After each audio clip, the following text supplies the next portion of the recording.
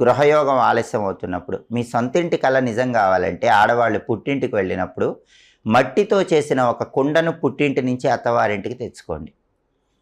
మట్టితో చేసిన ఆ కుండ అత్తవారింట్లో ఉత్తర దిక్కులో పెడితే క్రమక్రమంగా మీకు కుజుడి బలం పెరుగుతుంది.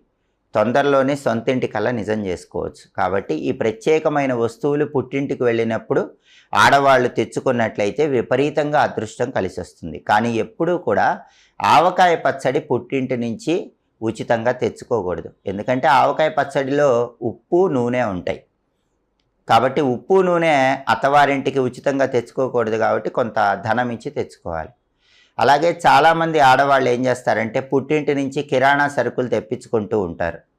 ఉచితంగా కిరాణా సరుకులు పుట్టింటి నుంచి వచ్చినప్పుడు అందులో చింతపండు ఉన్నట్లయితే మాత్రం పుట్టింటి వాళ్ళకి, అత్తవారింటి వాళ్ళకి గొడవలు అవుతాయి. కాబట్టి కొంత ధనం ఇచ్చి చింతపండు కొనుక్కోవాలి.